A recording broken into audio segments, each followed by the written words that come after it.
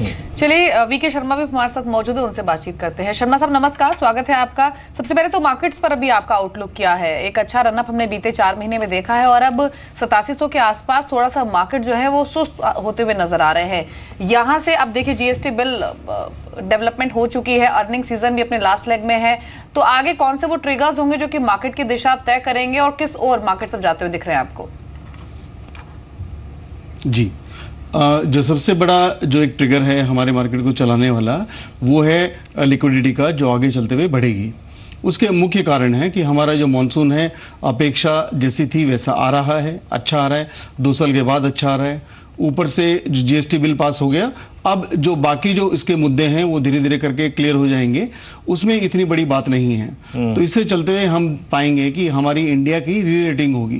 तो पहली रेटिंग तो पहले हो चुकी है कि हमारा जीडीपी अब अगले साल का 8% बता रहे हैं और आगे चलते हुए ये और पैसा दुनिया भर का यहाँ पे आएगा। उसका वो पैसा क्यों आएगा वो एक अलग डिस्कशन है, हम इसके अगले क्वेश्चन के अंदर कर लेंगे। लेकिन फिलहाल ये जो मार्केट है ये 8690 वो लेवल है जहां पे लगातार मार्केट क्रॉस नहीं कर पाया और उसके बाद में करेक्शन हुआ है उसके, तो वो अब नीचे 8540, तो मेरे ख्याल से ये एक बहुत ही नैरो बैंड है। और क्योंकि हमारे ऑसिलेटर्स इस वक्त खराब हैं, वो टेक्निकली ऐसा लगता है कि मार्केट इमीडिएटली ऊपर नहीं जाएगा, तो थोड़ा टाइम फ्रेम भी अगर साइड में चला जाएगा तो भी बहुत है। लेकिन जब कभी भी 8690 के ऊपर बंद होने लगेगा तो 15 मिनट तक ट्रेड करेगा, तो मैं ये समझूंगा कि वो मौका होगा नए सिरे से बनाने का। वरना 8540 के नीचे मैक्सिमम जो गिर सकता है वो 8350, जो एक गैप है 8350 और 8407 के बीच में जो ऊपर जाते हुए बना था। तो कुल मिला के ये एक बाइंग एट डिप्स अपॉर्चुनिटी है, न कि सेल एट रैलीज। शर्मा साहब एक और चीज़ है, थोड़ा सा आदित्य बिरला समूह के बारे में बात करते हैं। देखिए ये रिस्ट्रक्चरिंग जो हुई सो हुई, 6 महीने में साल भर में आप इसको अमली जमा पहना देंगे, लेकिन जिस प्रकार से ये हुई और स्पेशली एबी नूवो के साथ जो हुआ, एक कोई भी रिस्ट्रक्चरिंग प्रोसेस, कोई भी अनाउंसमेंट एग्जैक्टली एक मैनेजमेंट की जो साइकोलॉजी होती है, उसकी सोच जो होती है, उसकी अपने इन्वेस्टर्स के प्रति जो अप्रोच होती है वो भी रिफ्लेक्ट करती है। प्राइस बिहेवियर आपकी स्क्रीन पर है, बाजार ने अपनी सलामी ठोकनी थी ठोक दी, या फिर बाजार ने जो अपना डिसअपॉइंटमेंट था वो दिखा दिया। सर आप इस डीमर्जर की प्रोसेस को कैसे देखते हैं, सॉरी ये रिस्ट्रक्चरिंग की प्रोसेस को? जी देखिए, पूरा जो रिस्ट्रक्चरिंग का प्रोसेस है, ये पहला क्वेश्चन ये उठता है कि वो किसके पर्सपेक्टिव से लिया गया है। तो ऑब्वियसली यहाँ पे मैनेजमेंट चाहेगा कि वो अपना ठीक ठाक रहे और ये जो भी ये रिस्ट्रक्चरिंग हुई है ये at the cost of small share holder हुई है। आइडिया को पैसे चाहिए आगे चलते हुए, तो उसके तहत ये हुआ है। और सबसे इम्पोर्टेंट बात ये है कि इन्वेस्टर को भी ये चाहिए। अब ये देखते हैं कि अगर सेम ग्रुप की कंपनी लें, अगर हम ग्रेसिम को देखें और अल्ट्राटेक को देखें, तो मेजॉरिटी ऑफ ग्रेसिम इन्वेस्टर्स ने इसलिए उसमें निवेश किया है, अगर उन्होंने हाल ही में निवेश किया 1-2 साल के अंदर, वो इसलिए कि सीमेंट अच्छा करेगा और अल्ट्राटेक पे डिस्काउंट पे ये कंपनी मिल रही है, तो क्यों नहीं हम ये डिस्काउंट सह लें और अभी इसको ले लें, लॉन्ग टर्म में अच्छा है। तो ये ध्यान रखा जाना चाहिए कि इस तरह का जब ये एक्सरसाइज होती है तो वो बाकी जो अन्य बिजनेसेस हैं ग्रुप के, और क्योंकि होल्डिंग कंपनी है तो उसके तहत आप एक्सपोजर अपना बढ़ा रहे हैं। मैनेजमेंट के किसी भी डिसीजन को जिसको चेंज कर सकता है, हो सकता है मैनेजमेंट अल्ट्राटेक में भी कुछ ऐसा चेंजेस करने की कोशिश करता, लेकिन वो करंट जो आर्ग्यूमेंट है एक बिजनेस को अलग अलग करना, उसके अंदर वो तहत सही नहीं होता है। तो इन्होंने अच्छा किया कि अल्ट्राटेक को नहीं छेड़ा। लेकिन कुल मिला के ये इन्वेस्टर के लिए जो होना है वो हो चुका है। पर अभी अल्टीमेटली ये बिल पास, जिस तरह से सेटलमेंट करना चाहती है मैनेजमेंट, उस तरह से शायद पास ना हो। अल्टीमेटली जो आम आवाज़ है वो शायद सुनी जाए। और यहाँ पे अगर मेरे पास ये स्टॉक्स हैं तो मैं करंट लेवल पे इनको नहीं बेचना चाहूँगा, मैं चाहूँगा कि मैं रुकूँ और ऊपर लाए, उसके बाद मैं डिसीजन लूँ। जी, तो शर्मा साहब मानते हैं कि अगर आप निवेशित हैं इन शेयरों में, भले ही 20% नीचे भी नूवो है या फिर ग्रेसिम 20% करेक्ट हो चुका है, अभी थोड़ा सा आप इन्हें होल्ड कीजिए, शायद इन स्तरों से रिकवर हो ये स्टॉक्स। हालांकि एक स्टीप रिएक्शन हमने बीते 2 दिनों में 3 दिनों में देखा है ग्रेसिम में भी, और आज भी कमजोरी के साथ ही ये स्टॉक्स ट्रेड कर रहे हैं। लेकिन शर्मा साहब, अब आपने जब इस पूरी पॉकेट की बात की है तो मैं यहाँ पर आइडिया पर भी आपके कमेंट्स लेना चाहूंगी। हमने देखा था कल 2-2.5% चला था ये शेयर, और वैसी बातें हो रही हैं कि अब इस मेगा रिस्ट्रक्चरिंग के बाद आइडिया को थोड़ा सा बेनिफिट मिल सकता है, स्पेशली अपने डेट को थोड़ा कम करने में। और आप देखिए जो अपकमिंग मेगा स्पेक्ट्रम ऑक्शन है उसके लिए भी कंपनी को गियर अप कर रही है खुद को। तो उस लिहाज से आप आइडिया को किस तरफ प्लेस करते हैं और क्या स्ट्रैटेजी है? मेरी जो राय है वो सभी टेलीकॉम कंपनीज के ऊपर है, आइडिया भी उसका एक हिस्सा है।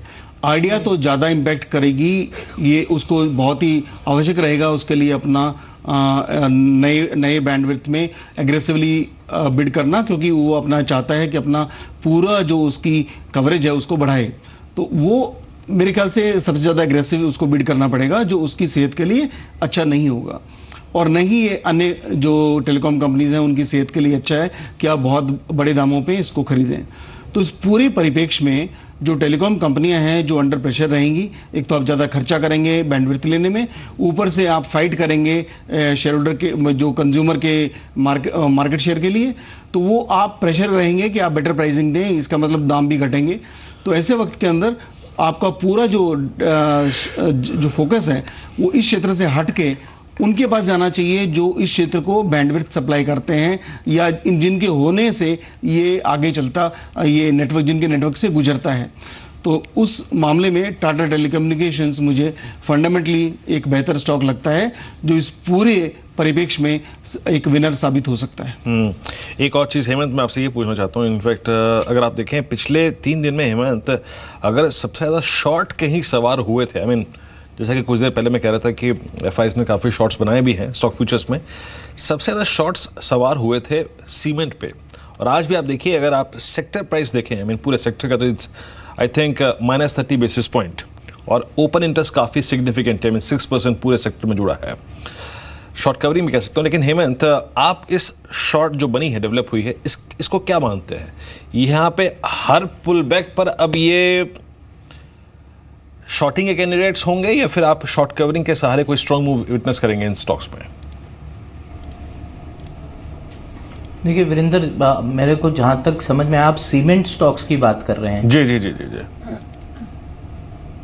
हाँ, देखिए इसमें मैं पैक को डिवाइड करना चाहूँगा। मुझे लगता नहीं कि every stock is a candidate for short positions. ऊपर जाके थोड़ा टायर सम सिग्नल्स आ रहे हैं, बहुत क्लियर है कि एसीसी अंबुजा में अब हर लेवल पे थोड़ा थोड़ा शॉर्ट्स बनना शुरू हुआ है। बट इसी में अगर आप एक मझोला काउंटर देखें, इंडिया सीमेंट, वो बिल्कुल इसके विपरीत चल रहा है इन काउंटर्स के। मुझे ऐसे लगता है कि उसमें अभी भी आपकी लॉन्ग पोजीशंस की जगह है, because I am expecting India Cements to test 128, 130।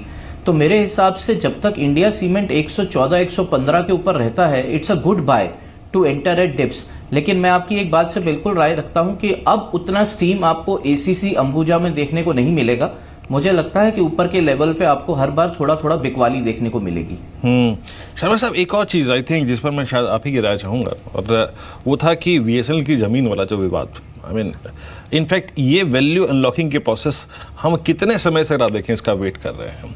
Sir, आपको क्या लगता है कि इस बार फाइनली ब्रेक थ्रू मिलेगा? और I think overall I think इसका बेनिफिट कैसे देख रहे हैं, I mean specially for the point of view of Tata communication investors जो है उनके लिए? जी, पहले ये समझ लें कि ये टाटा कम्युनिकेशंस जो ये कंपनी है वो 2 तरह से पीड़ित है। एक तो पहली पीड़ा ये कि इसको गवर्नमेंट इक्विटी बढ़ाने नहीं दे रही है, और इक्विटी बढ़ाने नहीं दे रही है तो उसकी वजह से इसको डेट काफ़ी लेना पड़ रहा है। तो डेट लेने की वजह से आपके जो मापदंड हैं वो उतने सही नहीं उतरते, इंटरेस्ट आउटगो काफ़ी है।